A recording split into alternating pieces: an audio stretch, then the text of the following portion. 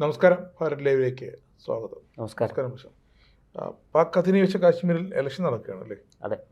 53 സീറ്റുകളിലേക്കാണ്, 45 സീറ്റിലേക്കാണ് നേരിട്ടുള്ള വോട്ടെടുപ്പ്. ബാക്കി ഉള്ളത് 3 സീറ്റുകൾ അവിടുത്തെ ഈ പ്രധാനപ്പെട്ട വ്യവസായികൾ, അങ്ങനെ 3 സീറ്റുകൾ നോമിനേറ്റഡ് സർക്കാർ നോമിനേറ്റ് ചെയ്യും. അതെ. പക്ഷേ ഇമ്രാൻഖാൻ്റെ പാർട്ടിക്ക് അത് ബഹിഷ്കരിച്ചിരിക്കുകയാണ്, തെരഞ്ഞെടുപ്പിനെ ബഹിഷ്കരിച്ചിരിക്കുന്നു. പക്ഷേ ഇപ്പോൾ പല പ്രവിശ്യകളിലെയും ഇലക്ഷൻ വോട്ടെടുപ്പ് മാറ്റിവെച്ചിരിക്കുകയാണ്. ഓഗസ്റ്റ് 10 നടത്താമെന്നുള്ളത്, കാരണം പ്രക്ഷോഭം കടുത്ത് തന്നെ മുന്നോട്ട് പോയിക്കൊണ്ടിരിക്കുകയാണ്. 12 സീറ്റുകളിൽ ഈ അഭയാർത്ഥികൾ, പഴയ 47 അഭയാർത്ഥികൾക്ക് ഇതിൽ 12 സീറ്റുകൾ പാക് സർക്കാർ മാറ്റിവെച്ചിരുന്നു. അതെടുത്ത് കളഞ്ഞ് നിഷ്പക്ഷമായി ജനാധിപത്യപരമായ രീതിയിൽ വോട്ടെടുപ്പ് നടത്തണം, ഇലക്ഷൻ നടത്തണം എന്നാണ് ജനത്തിൻ്റെ ആവശ്യം. അതെ. അങ്ങനെ കടുത്ത പ്രക്ഷോഭമാണ് ഇപ്പോൾ. ഏറ്റവും പുതിയ അവസ്ഥ എന്താണ് അവിടെ? പാക് ഒക്യുപ്പൈഡ് കാശ്മീരിൽ സ്ഥിതി വളരെ ഗുരുതരമാണ്. നമ്മൾക്ക് കിട്ടുന്ന വിവരങ്ങൾ അനുസരിച്ചാണെങ്കിൽ അവിടെ ഇപ്പോൾ പ്രക്ഷോഭത്തിന് നേരെ പോലീസ്, പിന്നെ അതുപോലെ തന്നെ പാക് പട്ടാളവും ഇറങ്ങിയിട്ടുണ്ടെന്നാണ് അറിയുന്നത്. പഞ്ചാബ് പോലീസാണ്. പഞ്ചാബ് 14,000-ഓളം പോലീസുകാരെ വിന്യസിച്ചിട്ടുണ്ട്. അതിശക്തമായ ഒരു പോലീസ് നടപടി ഉണ്ടായിരിക്കുകയാണ്. നിലവിൽ 19 പേര് മരിച്ചു എന്നുവരെയുള്ള റിപ്പോർട്ടുണ്ട്. ഈ കഴിഞ്ഞ 52 ദിവസമായിട്ട് പ്രക്ഷോഭമാണ്. ശരിക്കും ഇത് 52 ദിവസമല്ല, കാലങ്ങളായിട്ടുള്ളൊരു പ്രക്ഷോഭമാണ്. കാരണം പാക് ഒക്യുപ്പൈഡ് കാശ്മീരിലെ ജനങ്ങൾ, അവർക്ക് കിട്ടേണ്ട ആനുകൂല്യങ്ങളൊന്നും കിട്ടുന്നില്ല. അവർക്ക് അടിസ്ഥാന സൗകര്യങ്ങൾ പോലുമില്ല. ശരിയായ വിധത്തിൽ റേഷൻ വിതരണമില്ല. അവരുടെ കുട്ടികൾക്ക് പഠിക്കാനുള്ള സ്കൂളുകളും കോളേജുകളും ഇല്ല. കൃഷി ചെയ്യാനുള്ള സംവിധാനമില്ല. ഇതൊന്നുമില്ല. അവരെ വെറും അടിമകളെ പോലെയാണ് പാക് ഭരണകൂടം അവരെ കരുതുന്നത്. അങ്ങനെ അത് അവിടെ ഒരു വലിയ അസന്തുലിതാവസ്ഥ സൃഷ്ടിച്ചിരിക്കുകയാണ്. അതുകൊണ്ട് തന്നെ, അതായത് ഇവർ പറയുന്നത് കാശ്മീരും കൂടി ഇങ്ങോട്ട് വന്നാൽ ഞങ്ങളങ്ങ് ഉണ്ടാക്കി കളയും എന്നാണ് പാകിസ്ഥാൻ പറയുന്നത്. പക്ഷേ ഈ ശരിക്കും ഈ POKയിൽ പെട്ടിരിക്കുന്ന ജനങ്ങൾ തൃശങ്കുവിലാണ്. അവർ അപ്പുറത്തുമല്ല ഇപ്പുറത്തുമല്ല. ഇപ്പുറത്ത് അവർ നോക്കുമ്പോൾ അതിർത്തിക്കിപ്പുറത്ത് കാശ്മീരിൽ വലിയ വികസന പ്രവർത്തനങ്ങൾ വരുന്നു. പുതിയ തീവണ്ടി പാത വരുന്നു, തീവണ്ടികൾ വരുന്നു, പുതിയ ആശുപത്രികൾ ഉണ്ടാകുന്നു, ടൂറിസം അവിടെ വളരുന്നു. പിന്നെ കാശ്മീരിലെ ജനങ്ങൾ പഴയതുപോലെ കല്ലെറിഞ്ഞ്, പോലീസിനും പട്ടാളത്തിനും നേരെ കല്ലെറിഞ്ഞ് ഈ പാകിസ്ഥാനിലെ തീവ്രവാദ സംഘടനകൾ, ഭീകര സംഘടനകൾ കൊടുക്കുന്ന പണം വാങ്ങി സേനയ്ക്ക് നേരെ കല്ലെറിയുന്ന പ്രവണത അവസാനിപ്പിച്ചിരിക്കുന്നു. അവരൊക്കെ ജോലി ചെയ്യുന്നു, ജീവിക്കുന്നു. അവിടെ നല്ല സ്കൂളുകളുണ്ട്, നല്ല കോളേജുകളുണ്ട്, നല്ല ആശുപത്രികളുണ്ട്. മനുഷ്യജീവിതം സമാധാനത്തിലേക്ക് മടങ്ങി വന്നുകൊണ്ടിരിക്കുന്നു കാശ്മീരിൽ. അതിർത്തിക്കപ്പുറത്ത് വലിയ പിന്നെ ദുരന്തമാണ്. ദാരിദ്ര്യം നല്ല ദുരന്തമാണ് അവിടെ. ഈ പറഞ്ഞതുപോലെ നല്ല ആശുപത്രികളില്ല, ജനങ്ങൾക്ക് രോഗം വന്നാൽ ചികിത്സിക്കാനുള്ള ഒരു സംവിധാനവുമില്ല, കുട്ടികൾക്ക് പഠിക്കാൻ സ്കൂളില്ല, കോളേജുകളില്ല.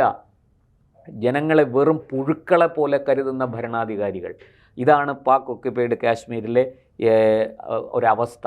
അതിലേറ്റവും ഒടുവിൽ അവർ വാസ്തവത്തിൽ ഇപ്പോൾ അവരുടെ പ്രക്ഷോഭം ഈ POK അവാമി ആക്ഷൻ കമ്മിറ്റി, അവർ ഈ പാക് സർക്കാരിനെ ഞങ്ങൾക്കിനി വേണ്ട, ഞങ്ങൾ കാശ്മീരിനൊപ്പം ചേർന്നുകൊള്ളാം, ഞങ്ങൾ ഇന്ത്യക്കൊപ്പം ചേർന്നുകൊള്ളാം എന്ന ഒരവസ്ഥയിലേക്ക് അവരുടെ പ്രക്ഷോഭം മാറിക്കഴിഞ്ഞിരിക്കുന്നു. പക്ഷേ ഈ അവസരത്തിൽ ഇന്ത്യ മറുപടിയൊന്നും പറയുന്നില്ല. ഇന്ത്യ പറയുന്നത് ഇത് വിതച്ചത് കൊയ്യാണ് പാകിസ്ഥാൻ, നമ്മുടെ അതിർത്തികൾ സേഫാണ്. പക്ഷേ ഇത് എത്ര നാൾ കണ്ടുകൊണ്ടിരിക്കും? ഇപ്പോൾ എൻ്റെ വീട്ടിൽ ഇരുന്നു കൊണ്ട് അയൽവക്കത്തെ വീട്ടിലേക്ക് നോക്കുമ്പോൾ അവിടെ ഒരു വലിയ ദുരന്ത സമാനമായ സാഹചര്യമാണ് ഉള്ളതെങ്കിൽ എനിക്ക് എൻ്റെ വീട്ടിൽ മനസ്സമാധാനത്തോടു കൂടി കിടന്നുറങ്ങാൻ സാധിക്കും. നമ്മളൊക്കെ മനുഷ്യരല്ലേ. അപ്പോൾ അതിർത്തിക്ക് അപ്പുറത്ത് നടക്കുന്ന ഏതാണ്ട് 1 കോടിക്കടുത്ത് ജനസംഖ്യ ഉണ്ടെന്ന് പറയുന്നു, അല്ല 70 ലക്ഷമേ ഉള്ളൂ എന്നും പറയപ്പെടുന്നുണ്ട്. എന്തായാലും ജനങ്ങൾ മുഴുവനും പ്രൊട്ടസ്റ്റുമായിട്ടിപ്പോൾ തെരുവിലാണ്. അപ്പോൾ ഇത് കാണുന്ന ഇന്ത്യ വളരെ ഈ നയതന്ത്ര തലത്തിൽ അങ്ങേയറ്റം സഹിഷ്ണുതയോടുകൂടി, ക്ഷമയോടുകൂടിയാണ്, പക്വതയോടുകൂടിയാണ് പ്രതികരിക്കുന്നത്. പാകിസ്ഥാൻ വിതച്ചത് പാകിസ്ഥാൻ കൊയ്യുകയാണ്. സത്യത്തിൽ ഇത് ഇന്ത്യക്ക് അവകാശപ്പെട്ട ഭൂമിയാണ് അല്ലേ? ആ ഭൂമിയിലാണ്, ആ പ്രദേശത്തെ ജനങ്ങളെയാണ് ഇവരിങ്ങനെ ഈ പുഴുക്കളെ പോലെ നരകിപ്പിക്കുന്നത് ഇട്ട്. അപ്പോൾ അത് സ്വാഭാവികമായിട്ടും ഇന്ത്യ അത് അർഹിക്കുന്ന രീതിയിൽ അതിന് പ്രതികരിച്ചിട്ടുണ്ട്. പക്ഷേ ഈ അവാമി ആക്ഷൻ കമ്മിറ്റിയുടെ നേതാക്കളൊക്കെ വന്നിപ്പോൾ പറയുന്നത് എന്താണെന്ന് വെച്ചാൽ അന്താരാഷ്ട്ര രാജ്യാന്തര സമൂഹത്തോട് അവർ സഹായം അഭ്യർത്ഥിക്കുകയാണ്. ലോകത്തിലെ മാധ്യമങ്ങളോട്, പ്രധാനപ്പെട്ട ലോക ആഗോള മാധ്യമങ്ങളോട് സഹായം അഭ്യർത്ഥിക്കുകയാണ്. ഇവിടെ നടക്കുന്ന ഈ ക്രൂരതകൾ പുറം ലോകത്തെ അറിയിക്കണം. ഇവിടെ ജനങ്ങളെ ചതച്ചരച്ച് കൊല്ലുകയാണ്. എത്ര പേർ കൊല്ലപ്പെട്ടു എന്ന് ഞങ്ങൾക്ക് തന്നെ അറിയില്ല. ഇനി പരിക്കേറ്റവർക്ക് ചികിത്സ അവിടെ മുസാഫറാബാദിലോ റാവൽകോട്ടിലോ ഒക്കെ ആശുപത്രിയിൽ കൊണ്ടുപോയി അവരെ അവിടെ പ്രവേശിപ്പിച്ച് ചികിത്സ കൊടുക്കുന്നില്ല. അവരെ അടിച്ചോടിക്കുകയാണ് അവിടുന്ന്. അതുപോലെ തന്നെ മരിച്ചവരുടെ അടക്കം, മൃതദേഹങ്ങൾ അടക്കം ചെയ്യാൻ സമ്മതിക്കുന്നില്ല. കസ്റ്റഡിയിൽ കുറേ പേരുണ്ട്. അവരെ മൃഗീയമായി പീഡിപ്പിക്കുന്നു. ഈ മരിച്ചുപോയവരുടെ ഒന്ന് ആലോചിച്ച് നോക്കും, മൃതദേഹത്തോട് പോലും കരുണ കാണിക്കാത്തവർ. അത് പണ്ട് നമ്മൾ കാർഗിൽ യുദ്ധത്തിലും കണ്ടതാണ്. കാർഗിൽ യുദ്ധത്തിൽ ഈ വെടിനിർത്തൽ സമയത്ത് നമ്മൾ ഈ വൈറ്റ് ഫ്ലാഗ് ഉയർത്തുമല്ലോ, ഉയർത്തുന്ന സമയത്ത് ഇന്ത്യൻ പട്ടാളക്കാർ ചെന്ന് ഇന്ത്യക്കാരുടെ മൃതദേഹങ്ങൾ ഏറ്റുവാങ്ങുമ്പോൾ അപ്പുറത്ത് ഇന്ത്യൻ പട്ടാളത്തിൻ്റെ വെടികൊണ്ട് മരിച്ചു വീണ് അവിടെ കിടക്കുന്ന പാക് പട്ടാളക്കാരുടെ മൃതദേഹങ്ങൾ ഏറ്റുവാങ്ങാൻ പാക് സൈന്യം തയ്യാറല്ല. അവർ പറയുന്നത് ഇതൊക്കെ തീവ്രവാദികളാണ്, മുജാഹിദുകളാണ്, അവർ സൈന്യത്തിൻ്റെ ഭാഗമല്ല എന്ന് പറഞ്ഞ് സ്വന്തം സൈനികരെ അവഹേളിക്കുന്ന ഒരു ഗവൺമെൻറ്റും ഒരു സൈന്യവുമാണ് പാകിസ്ഥാനിലുള്ളതെന്ന് നമ്മൾ തിരിച്ചറിയണം. അങ്ങനത്തെ ഒരു സ്വന്തം പട്ടാളക്കാരോട് പോലും അർഹിക്കുന്ന ആ ഒരു മാന്യത കാണിക്കാത്ത, ആദരവ് കൊടുക്കാത്ത, അവരുടെ മൃതദേഹത്തെ പോലും അപമാനിക്കുന്ന, മുജാഹിദുകൾ എന്ന് പറഞ്ഞ് അപമാനിക്കുന്ന ഈ ഭരണാധികാരികളോട്, ഈ ക്രൂരന്മാരോട് എന്താണ് പറയേണ്ടത്? ഈ ജനങ്ങളോട് പിന്നെ അവർ എന്ത് കാണിക്കും? നമുക്ക് ഊഹിക്കാവുന്നതേ ഉള്ളൂ. അപ്പോൾ ഈ അവിടുത്തെ നേതാക്കൾ പലരുടെയും പേരുകൾ നമുക്ക് മനസ്സിലാകുന്നില്ല. കാരണം പലരും വന്ന് പേരുകൾ അല്ല പറയുന്നത്, അവർ വന്ന് വീഡിയോയിൽ വന്നിങ്ങനെ വലിയ കരച്ചിലാണ്, വലിയ രീതിയിൽ അവർ നിലവിളിക്കുകയാണ്. രാജ്യാന്തര സമൂഹം ഇടപെടണം, ഇൻ്റർനാഷണൽ മീഡിയ ഇടപെടണം, ഞങ്ങൾ അത്ര വലിയ ദുരിതമാണ് ഇവിടെ അനുഭവിക്കുന്നത്, അത്ര വലിയ മനുഷ്യത്വ വിരുദ്ധമായ മനുഷ്യാവകാശ ലംഘനമാണ് ഇവിടെ നടന്നുകൊണ്ടിരിക്കുന്നത് എന്നൊക്കെ പറഞ്ഞാണ് അവർ കരയുന്നത്. അത് സത്യത്തിൽ നൂറുകണക്കിന് സ്ത്രീകളെ ഉപദ്രവിച്ചിട്ടുണ്ട് അവിടെ. അതുപോലെയുള്ള ഒരുപാട് അട്രോസിറ്റീസ് അവിടെ, കൊച്ചു കുട്ടികളെ തട്ടിക്കൊണ്ടു പോകുന്നു, ഇങ്ങനെയൊക്കെയുള്ള ഒരുപാട് പ്രശ്നങ്ങൾ അവിടെ ഉണ്ട്. എന്തായാലും രാജേഷ് ജി പറഞ്ഞതുപോലെ നിരവധി പേർ, അനേകം ആൾക്കാർ ലോക്കപ്പിലാണ്. ജയിലുകളെല്ലാം തിങ്ങി നിറഞ്ഞിരിക്കുന്നു, അവരെ ഭീകരമായി ഉപദ്രവിക്കുന്നു. ഇതാണ് ഇപ്പോഴത്തെ POKയിലെ അവസ്ഥ. ഇതിന് എന്നൊരവസാനമുണ്ടാകും എന്ന് നമുക്കറിയില്ല. ഈ പറഞ്ഞതുപോലെ ജനങ്ങളിപ്പോൾ മുസാഫറാബാദിലേക്ക് മാർച്ച് ചെയ്യാൻ ഒരുങ്ങി നിൽക്കുകയാണ് എന്നാണ് ഏറ്റവും ഒടുവിൽ വരുന്ന വിവരമനുസരിച്ച് നമുക്ക് പറയാൻ കഴിയുന്നത്. വലിയ രീതിയിൽ അവർ, അതായത് ഇത് കണ്ടാൽ ഈ നമ്മുടെ ഇപ്പോൾ ഡൽഹിയിൽ നടന്ന കോക്രോച്ച് കൂറകളുടെ സമരം ഉണ്ടല്ലോ, ഒന്നും അല്ല. കാരണം ഇങ്ങനെ റോഡുകൾ മുഴുവൻ ഇതിൻ്റെ ഈ ഹെലിക്യാമൊക്കെ ഉപയോഗിച്ച് ചിത്രീകരിച്ചിരിക്കുന്ന ദൃശ്യങ്ങൾ പുറത്ത് വന്നിട്ടുണ്ട്. എനിക്ക് തോന്നുന്നത് അത് ഒരു പക്ഷേ ഇവർ ചെയ്തതായിരിക്കില്ല, വേറെ ആരെങ്കിലും ചെയ്തതായിരിക്കും. കാരണം ഈ സമരം ചെയ്യുന്നവർക്ക് അതിനുള്ള വകുപ്പൊന്നും അവരുടെ കയ്യിലില്ല. മറ്റാരോ അത് ചെയ്തിട്ട് പുറത്തു വിടുകയാണ്. അതിപ്പോൾ നമുക്കറിയാമല്ലോ, മൊസാദ് ഉൾപ്പെടെ ഉൾപ്പെടെയുള്ള ചാരസംഘടനകളെല്ലാം ഈ സമരത്തെ സസൂക്ഷ്മം നിരീക്ഷിച്ചു കൊണ്ടിരിക്കുകയാണ്. അപ്പോൾ അങ്ങനെ പുറത്ത് വന്നതാകാം ദൃശ്യങ്ങൾ. ഇപ്പോൾ കിലോമീറ്ററുകളോളം ജനങ്ങളിങ്ങനെ റോഡിലാണ്. അതായത് ഒരു മണ്ണ് നുള്ളിയിട്ടാൽ ഭൂമിയിലേക്ക് വീഴില്ല, അങ്ങനെ ജനം തിങ്ങിക്കൂടി ഇതിനെതിരെ മുദ്രാവാക്യങ്ങളുമൊക്കെ വിളിച്ച് ഈ പട്ടാള ഇതിനെയും പോലീസ് നടപടിക്കുമൊക്കെ എതിരെ മുദ്രാവാക്യം വിളിച്ചുകൊണ്ട് അവരിങ്ങനെ കൂട്ടത്തോടെ മുദ്രാവാക്യങ്ങൾ വിളിച്ചിങ്ങനെ നീങ്ങിക്കൊണ്ടിരിക്കുകയാണ്. ഇവിടെ അതിൻ്റെ ഇടയിലാണ് ഇവരെ വെടിവെക്കുന്നതും ഇവരെ ആക്രമിക്കുന്നതും ലാത്തി ചാർജ് നടത്തുന്നു, ടിയർ ഗ്യാസ് അടിക്കുന്നു, ഇതൊക്കെ നടക്കുന്നുണ്ട്. പക്ഷേ ജനങ്ങൾ സമാധാനപരമായിട്ടാണ് സമരം ചെയ്യുന്നത്. അവർ നേരത്തെയൊക്കെ ഇടയ്ക്ക് പോലീസിനെ ആക്രമിച്ചിരുന്നു. തുടക്കത്തിലൊക്കെ 1-2 സംഭവങ്ങൾ പോലീസുകാർ 4 പേര് 5 പേരൊക്കെ കൊല്ലപ്പെട്ട സംഭവങ്ങളുണ്ടായിട്ടുണ്ട്. പക്ഷേ ഇപ്പോൾ സമരം സമാധാനപരമാണ്. അവർക്ക് അക്രമം നടത്താൻ ശേഷിയില്ല, അതിനുള്ള ശക്തിയില്ല അവർക്ക്. അവരതുകൊണ്ട് തന്നെ ഈ എന്താ പറയുക, ഈയാമ്പാറ്റകളെപ്പോലെ അഗ്നിയിൽ വീണ് എരിഞ്ഞു തീരുന്ന ഈയാമ്പാറ്റകളെപ്പോലെ ഈ സമരാഗ്നിയിൽ വീണ് പെടഞ്ഞു മരിക്കുന്ന ഒരു സാഹചര്യത്തിലാണ് POKയിലെ ജനങ്ങളുള്ളത്. ഇപ്പോൾ ഇതൊന്നും കാണാൻ ഇവിടെ ആരുമില്ല. നമ്മൾ ഷേവ് ഗാസ പറഞ്ഞു ഓടും അല്ലേ? ഈ POKയിലെ മനുഷ്യരല്ലേ, അവർ മുസ്ലിങ്ങളല്ലേ?